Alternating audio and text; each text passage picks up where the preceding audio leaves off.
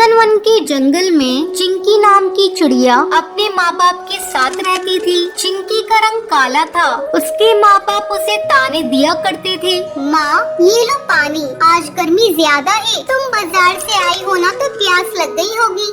ला दे, जा जाकर घर के काम देख। ठीक है माँ, मैं अभी जाती हूँ। अरे भगवान, इसके चेहरे पर लगाने के लिए क्रीम लाई भी हो या नहीं? क्रीम? कैसी क्रीम? गोरा बनाने वाली क्रीम। इसका रंग काला है और मुझे यही चिंता सता रही है। ये अभी तो बच्ची है और बड़े होने पर कौन इससे शादी करेगा? हाँ जी, मुझे भी यही चिंता सताई जा रही है। इसका रंग इतना काला है कि इसके लिए कोई क्रीम बनी ही नहीं है। मेरी सहेली जब जब इसको दिखती है तब तक मेरा मजाक उड़ाती है, इसलिए कहीं भी इसे लेकर साथ नहीं जाती। ये सब सुनकर चिंकी चिड़िया रोने लगती है।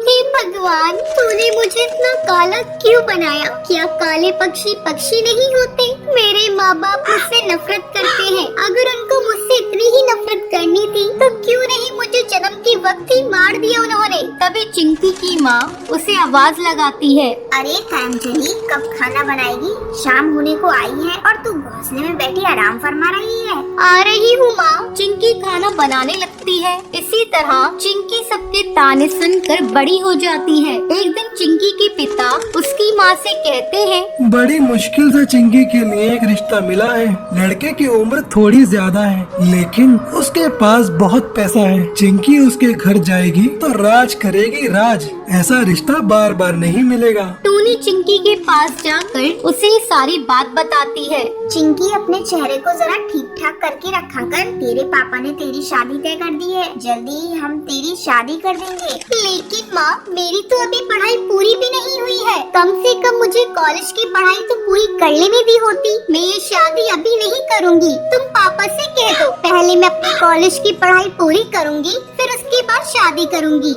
ये तू क्या कह रही है चिंकी? तुझे पता है ना, तेरे पापा की बात पत्थर की लकीर होती है और मुझे भी ये रिश्ता मंजूर है। तुझे पता भी है लड़का कितना अमीर है। तू रानी बनकर रहेगी।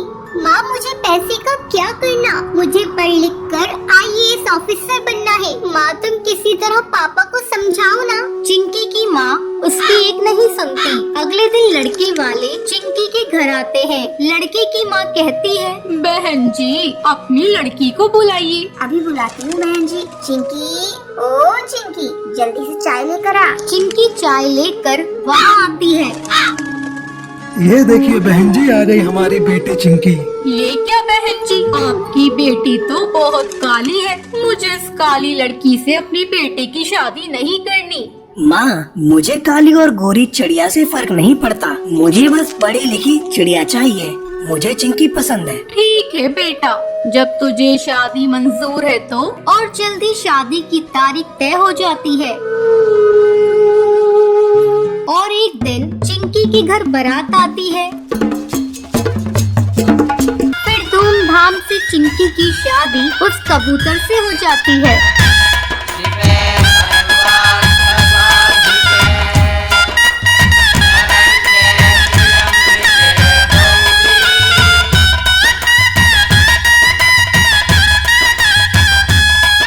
चिंकी अपने ससुराल जाकर खुशी खुशी रहती है। एक जंगल में टूनी चिड़िया अपनी सास कोहू चिड़िया और अपनी बेटी लाडो के साथ रहती थी। वो पराठे बनाकर जंगल में पक्षियों को बेचकर अपना गुजारा करती थी। एक दिन उसकी बेटी लाडो चिड़िया अपनी सहेली मीनू चिड़िया के साथ स्कूल जा रही थी। तभी वो नदी के पास वाले जंगल पर एक कालू कौवे की पिज्जा की दुकान देखती है। अरे लाडो चिड़िया, तुमने कभी पिज्जा खाया है? बहुत ही स्वादिष्ट होता है। मैंने तो सुंदरवन जंगल में अपने पापा के साथ खाया था। नहीं मीनू चिड़िया, क्योंकि पिज्जा बहुत महंगा आता है और मैं गरीब हूँ। मेरी माँ के पास इतने पैसे नहीं है कि मैं पिज्जा खा पाऊँ। ये कहकर वो वहाँ से स्कूल चली जाती है। स्कूल की छुट्टी होने के बाद जिगरबाज बुलबुल से कहता है, बुलबुल, तुमने नदी के पास एक पिज्जा वाले कौवे के की दुकान देखी है? उसका पिज्जा खाया है कभी तुमने? बहुत ही स्वादिष्ट पिज्जा बनाता है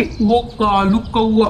मैं हर रोज उसके हाथ का पिज्जा खाता हूँ। नहीं जिगरबाज, मैंने नहीं खाया है, पर कल खाऊंगी। अब लाडो चिड़िया घर जाकर टोनी चिड़िया से कहती है, माँ मुझे नहीं पता, कल मैं पिज्जा ही खाऊंगी, तो मुझे पैसे दो ना पिज्जा खाने के। ये सुनकर टोनी चिड़िया लाडो चिड़िया से कहती है, लाडो तू जानती है मैं कितनी मुश्किल से पराठे बनाकर जंगल में बेचती हूँ। जो पैसे उससे मिलते हैं उससे घर का गुजारा करती हूँ। और तू जानती है पिज्जा कितना महंगा आता है। मैं तुझे नहीं खिला सकती लाडो। माँ मुझे कुछ नहीं पता, मैं कल पिज्जा ही खाऊंगी वरना कुछ नहीं खाऊंगी। ये कहकर गुस्से में लाडो चिड़िया वहाँ से चली जाती है। टोनी चिड़िया उदास मन से कहती है, मैं लाडो को पिज्जा तो खिला नहीं सकती, लेकिन आज रात में उसे पिज्जा पराठा खिलाऊंगी। अपनी लाडो को थोड़ा खुश तो कर पाऊंगी। अब रात में टोनी चिड़िया लाडो के लिए पिज्जा पराठा बनाती है। ले लाडो, ये खा पिज्जा पराठा बनाया है मैंने तेरे लिए। पिज्जा जितना अच्छा नहीं होगा, लेकिन थोड़ा बहुत उसके जैसा ही स्वाद है इसका। नहीं माँ, मुझे कुछ नहीं पता, मैं नहीं खाऊंगी खाना, मैं सिर्फ पिज्जा ही खाऊंगी। ठीक है बेटा, तुझे मैं कल पैसे दे दूंगी। अभी तो तू ये खाकर बता तेरी माँ ने कैसा बनाया है। लाडो चिड़िया पिज्जा पराठा खाकर कहती है, माँ ये तो बहुत ही अच्छे पिज्जा पराठा है। दादी लो तुम भी खाओ ना। माँ मैं पिज्जा नहीं खाऊंगी, मैं तो आपका हाथ का बना पिज्जा पराठा ही खाऊंगी। कुहू चिड़िया पराठा खाकर बोलती है, टोनी चिड़िया तुम पराठे तो बेचती ही हो, क्यों ना तुम पिज्जा पराठा बनाकर बेचो, जंगल के सब पक्षियों को बहुत पसंद आएगा। अब टोनी चिड़िया जंगल में पिज्जा पराठा बनाकर बेचती थी। कुछ ही दिनों में उसकी दुकान पर बहुत सारे पक्षी आ जाते हैं। अब उसे अच्छे पैसे मिल जाते हैं और वो खुशी खुशी अपने परिवार के साथ रहती है।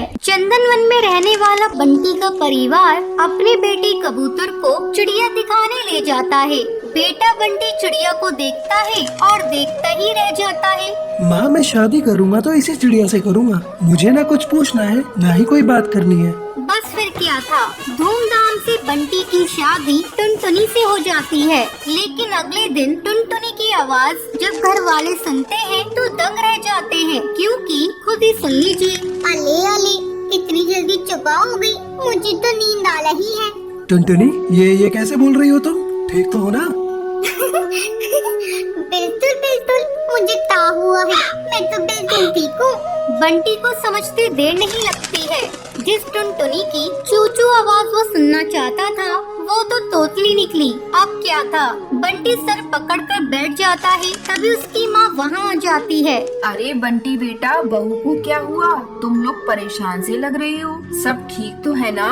बंटी कुछ बोलता उससे पहले ही टुनटुनी बोल पड़ती है, अरे चाचू माँ कोई बात नहीं है, ये तो बिला वजह ही परेशान हो रहे हैं। अरे ये तो तोतली है तोतली, मेरे तो भाग्य ही फूट गए। तुझे ही तो लड़की की सूरत देखनी थी, देख ली।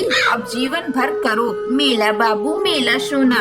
अरे माँ तुम भी मजाक कर रही हो, मैं अपनी दोस्तों के सामने से कैसे लेकर जाऊँगा? बंटी को परेशान देखकर टुनटुनी हंसती है और कहती है, अली आपको परेशान होने की जरूरत नहीं है, मैं चुपला करूंगी आपके दोस्तों के सामने। मेरे पापा भी मेले को चुपलाने को बोलते थे। बंटी और उसकी माँ को टुनटुनी का आइडिया अच्छा लगता है। अगले दिन बंटी और टुनटुनी बंटी की दोस्त के घर जाते हैं, जहाँ बंटी टुनटुनी को समझाकर जाता है उसे चुप रहना है, चाहे जो हो जाए वो एक बूंद आवाज नहीं निकालेगी। बस क्या था, सब खाना खाते हैं। बंटी के दोस्त की बीवी टुनटुनी से उसका नाम पूछती है, तभी बंटी बोल पड़ता है, टुनटुनी नाम है भाभी इसका। अब दोस्त के घर कोई भी टुनटुनी से सवाल करता, जवाब बंटी देता। टुनटुनी को बोलने का मौका ही नहीं देता। उसे डर था कहीं टुनटुनी उसके तोतलेपन की पोल न खोल दे। अरे भैया क्या बात है, जब से आप आए हैं मैंने तो आपकी बीवी की आवाज ही नहीं सुनी, कहीं गूंगी तो नहीं है ना? टुनटुनी को ये बात सुनकर बुरा लगता है, लेकिन उसे बंटी की बात भी याद रहती है। उसे कुछ भी नहीं बोलना है, तो लिहाजा वो चुप ही रहती है। अरे नहीं भाभी, टुनटुनी नाम है मेरी मेरी बीवी का टुनटुनी। और टुनटुनी भी भला गूंगी हो सकती है क्या? वो तो जरा शर्मीली और कम बोलने वाली है मेरी बीवी। सभी बंटी की बात पर यकीन कर लेते हैं, लेकिन उन लोगों के घर में एक बदमाश बच्चा होता है जो लगातार टुनटुनी को देख रहा होता है। वो सोचता है कैसे भी करके वो टुनटुनी की आवाज सुनकर ही रहेगा। बस फिर क्या था, बच्चा प्लास्टिक के चूहे पर चाबी भरकर उसे टुनटुनी के पैर के नीचे छोड़ देता है। जैसे ही नकली चूहा जाकर टुनटुनी के पैर से टकराता है तो टुनटुनी जोर जोर से चिल्लाने लगती है, अरे तुहा तुहा पकलो पकलो, तुहा निकाल लिया। बच्चा टुनटुनी के मुंह से तोतली आवाज सुनकर जोर जोर से हंसने लगता है। बंटी का मुंह उतर जाता है तो तभी भाभी बंटी को समझाती है, तुम्हारी टुनटुनी तोतली है क्या? हाँ भाभी भैया, मैंने तो बस इसकी सुंदरता देखी, इससे कोई सवाल जवाब करना भी जरूरी नहीं समझा। लेकिन शादी के बाद मुझे पता चला कि ये तो तोतली है। अरे कोई बात नहीं बंटी भैया, अब तोतलापन का इलाज है। आप ना इसे अच्छे डॉक्टर को दिखाइए, इसका इलाज संभव है। अच्छा भाभी, फिर तो मैं कल ही इसे डॉक्टर के पास लेकर जाऊंगा और फिर मेरी टुनटुनी सच में कोयल की तरह बोलेगी। बंटी कबूतर टुनटुनी को डॉक्टर के पास लेकर जाता है। कुछ ही महीनों बाद टुनटुनी बिल्कुल ठीक हो जाती है। बंटी जी, आपका बहुत बहुत शुक्रिया। आज आपकी वजह से मेरा तुतलानापन दूर हो गया और मैं अच्छे से बोल पा रही हूँ। अब वो तीनों एक साथ खुशी खुशी रहते हैं।